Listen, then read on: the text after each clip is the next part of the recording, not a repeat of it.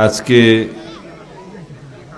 আমাদের দেশনেত্রী মরহুমা বেগম খালেদা জিয়ার মাগফিরাত কামনায় এই মাহফিলে উপস্থিত আপনাদের সকলের প্রতি আমি কৃতজ্ঞতা জানাচ্ছি।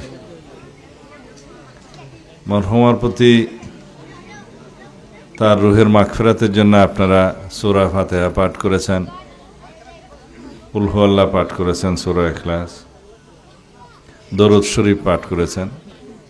এটাই ওনার রুহে যাবে, সওয়াব বকশিশ ফরমাবে। আপনাদের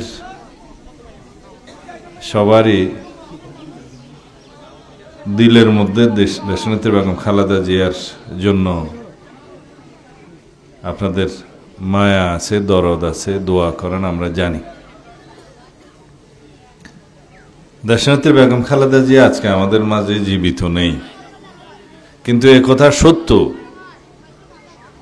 তার মৃত্যুর পরে এদেশের সকল মানুষের অন্তরে, সারা বিশ্বের সকল গণতান্ত্রিক কামী মানুষের অন্তরে তিনি স্থান পেয়েছেন। তিনি সকলের অন্তরের দোয়া পেয়েছেন। এদেশের নির্যাতিত, নিপীড়িত সকল মানুষের দোয়া তিনি পেয়েছেন। সারা বিশ্বের মধ্যে এ পর্যন্ত ইতিহাসের সর্ববৃহৎ জানাজা তার নসিব হয়েছে, আলহামদুলিল্লাহ। এতেই প্রমাণ করে তিনি এদেশের মানুষের কত বেশি প্রিয় ছিলেন, এদেশের মানুষ কত বেশি তার উপর আস্থা রাখতেন, ভরসা রাখতেন। তিনি তার সারা জীবন গণতন্ত্রের জন্য সংগ্রাম করেছেন, মানুষের অধিকার প্রতিষ্ঠার জন্য সংগ্রাম করেছেন, আন্দোলন করেছেন, ত্যাগ স্বীকার করেছেন। তার সন্তান হারিয়েছেন, স্বামী হারিয়েছেন, সব কিছু হারিয়েছেন, কিন্তু পেয়েছেন এই দেশের মানুষের ভালোবাসা, আস্থা অর্জন করেছেন। এই দেশের মানুষের গণতান্ত্রিক অধিকার আদায় করেছেন, এই দেশের মানুষের ভোটের অধিকার, এদেশের মানুষের স্বাধীনভাবে সার্বভৌমত্ব বজায় রেখে এই বাংলাদেশের ভূখণ্ডকে সারা পৃথিবীর সামনে মর্যাদাকর অবস্থানে নিয়ে যাওয়ার তার যে আকাঙ্ক্ষা, সেটা পূর্ণ করেছেন। আমরা সবাই যতদিন বেঁচে থাকব, ইনশাআল্লাহ তার এই ত্যাগকে স্বীকার করব, মূল্যায়ন করব।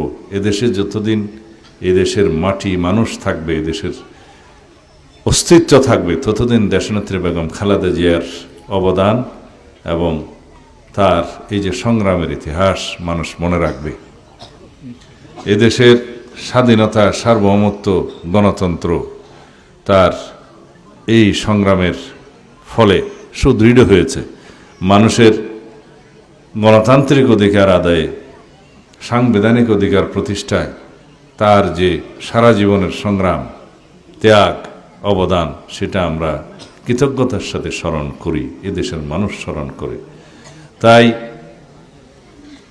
তার এই শোককে আমরা শক্তিতে পরিণত করি, এবং সেই শক্তি শুধু সংকীর্ণ নির্বাচনের কাজে ব্যবহার করব না। আমরা তার এই শোককে শক্তিতে পরিণত করে এই বাংলাদেশকে, এই জাতিকে বিনির্মাণের কাজে আমরা প্রয়োগ করব, ব্যবহার করব, যাতে এই জাতি জানুক এই জাতি গণতান্ত্রিক অধিকারের জন্য ত্যাগ স্বীকার করতে জানে। এই জাতি করদ রাজ্য হওয়ার জন্য নির্মিত হয় নাই, সৃষ্টি হয় নাই। শহীদ রাষ্ট্রপতি জিয়াউর রহমান এই দেশের স্বাধীনতার ঘোষণা করেছিলেন, স্বাধীনতার জন্য যুদ্ধ করেছেন, এদেশের স্বাধীনতা অর্জন করেছেন। লক্ষ প্রাণের বিনিময়ে এদেশের স্বাধীনতা অর্জিত হয়েছে। সেই স্বাধীনতা যখন হুমকির মুখে পড়েছিল, এই শহীদ রাষ্ট্রপতি জিয়াউর রহমান আবার এদেশের সিপাহী জনতার অভ্যুত্থানের মধ্য দিয়ে এই দেশের স্বাধীনতাকে রক্ষা করেছে, গণতন্ত্রকে রক্ষা করেছে।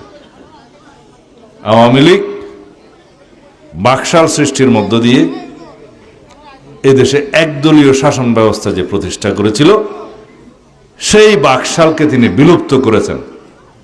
বহুদলীয় রাজনীতির গণতান্ত্রিক চর্চা শুরু করেছেন সাংবিধানিকভাবে। এদেশের শতকরা 92% মানুষের ধর্মীয় অনুভূতিকে সম্মান জানিয়ে বিসমিল্লাহির রহমানির রহিম সংযুক্ত করেছেন সংবিধানে। মহান আল্লাহর উপর আস্থা এবং বিশ্বাসকে রাষ্ট্র পরিচালনার মূলনীতি হিসেবে ঘোষণা করে সংবিধানে স্থান দিয়েছেন, আপনারা সবাই জানেন। কিন্তু এই মহান আল্লাহর উপর আস্থা এবং বিশ্বাসকে বিলুপ্ত করে দিয়েছিল ফ্যাসিস্ট শেখ হাসিনার সরকার সংবিধান থেকে, এটা আপনারা জানেন।